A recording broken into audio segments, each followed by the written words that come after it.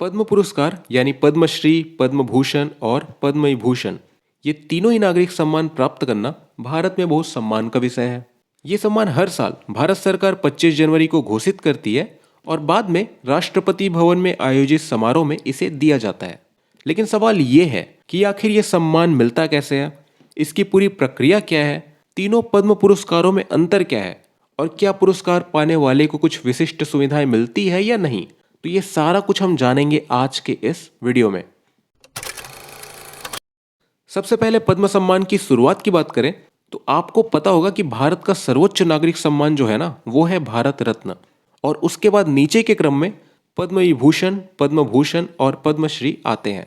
हर साल सबसे ज्यादा हस्तियों को पद्मश्री सम्मान से नवाजा जाता है। पद्म सम्मान की शुरुआत की बात करें तो इसकी शुरुआत हुई थी साल 1954 में। तब इसे 3 श्रेणियों में बांटने की व्यवस्था की गई थी, वर्ग 1, वर्ग 2 और वर्ग 3। लेकिन साल 1955 में इसे पद्मश्री, पद्म भूषण और पद्म विभूषण नाम दिया गया और तब से लेकर आज तक यही सिलसिला चला रहा है।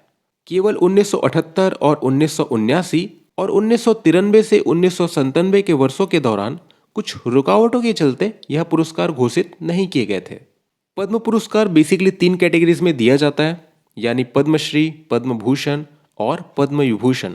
इनमें कुछ बेसिक अंतर है। जैसे पद्म विभूषण की बात करें तो यह पद्म पुरस्कारों में सर्वोच्च पुरस्कार है और भारत रत्न के बाद भारत का दूसरा सर्वोच्च नागरिक पुरस्कार भी है। यह पुरस्कार किसी भी क्षेत्र में असाधारण या उत्कृष्ट कार्य करने के लिए प्रदान किया जाता है। इसके बाद पद्म भूषण पुरस्कारों की बात करें तो पद्म भूषण पद्म पुरस्कारों में दूसरा सबसे बड़ा पुरस्कार है। साथ ही यह भारत का तीसरा सर्वोच्च नागरिक पुरस्कार भी है। यह सम्मान किसी भी क्षेत्र में उच्च कोटि की विशिष्ट सेवा के लिए प्रदान किया जाता है। इसके बाद पद्मश्री पुरस्कार की बात करें तो यह पद्म पुरस्कारों में तीसरा और भारत का चौथा सर्वोच्च नागरिक पुरस्कार है। यह किसी व्यक्ति को जीवन के विभिन्न क्षेत्रों में उनके विशिष्ट योगदान के लिए दिया जाता है। अब कौन सा कार्य उच्च कोटि का है, कौन सा विशिष्ट है, कौन सा असाधारण है, ये डिसाइड करने का काम बेसिकली भारत सरकार करती है। अब जानते हैं हम आखिर कैसे मिलता है पद्म सम्मान। भारत सरकार ने पद्म सम्मान के लिए जो मानक तय किए हैं उनमें कला, साहित्य, शिक्षा, खेल, मेडिसिन, सामाजिक कार्य, विज्ञान एवं तकनीक, सिविल सेवा और व्यापार एवं उद्योग जैसे क्षेत्रों में असाधारण कार्य करने वाली हस्तियों को ये पुरस्कार दिए जाते हैं। अब आपको ये ध्यान देना है कि डॉक्टर और वैज्ञानिक यही 2 ऐसे लोग हैं जो सरकारी सेवा में रहते हुए भी इस सम्मान को प्राप्त करने के हकदार हैं। बाकी किसी अधिकारी या कर्मचारी को सेवा में रहते हुए पद्म सम्मान नहीं दिया जा सकता। हालांकि सेवा के बाद उन्हें यह सम्मान दिया जा सकता है। अब समझते हैं कैसे मिलता है किसी को पद्म सम्मान और क्या है इसका पूरा प्रोसेस। देखो, प्रोसेस ना काफ़ी आसान है। इस सम्मान के लिए कोई भी व्यक्ति स्वयं से आवेदन कर सकता है। सरकार हर साल इसके लिए आवेदन मंगाती है। तो जिस किसी व्यक्ति को लगता है कि उसने तय क्षेत्र में शानदार काम किया है तो वो आवेदन कर सकते हैं। भारत सरकार सभी आवेदन का परीक्षण करती है और फिर अंतिम फैसला लिया जाता है। इसके अलावा कोई व्यक्ति या संस्था भी आपके नाम की सिफारिश कर सकता है। साथ ही सांसद, विधायक और मंत्री भी आपके नाम की सिफारिश उचित माध्यम से कर सकते हैं। लेकिन जैसा मैंने बताया कि अंतिम फैसला भारत सरकार की ओर से गठित कमेटी ही करती है। सभी आवेदनों के परीक्षण के बाद अंतिम फैसला सामने आता है।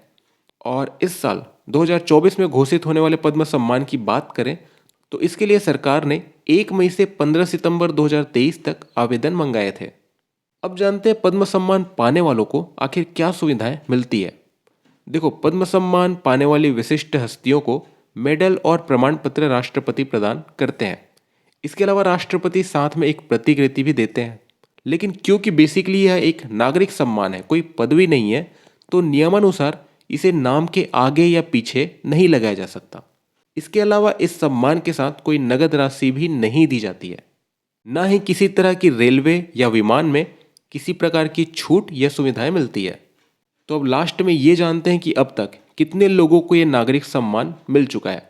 भारत सरकार की वेबसाइट के अनुसार देश में अब तक सबसे ज़्यादा 3,421 पद्मश्री, 1,303 पद्म भूषण और 331 पद्म विभूषण पुरस्कार दिए जा चुके हैं।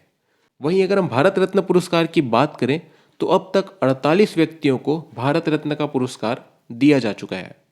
तो ये वीडियो था यहीं तक।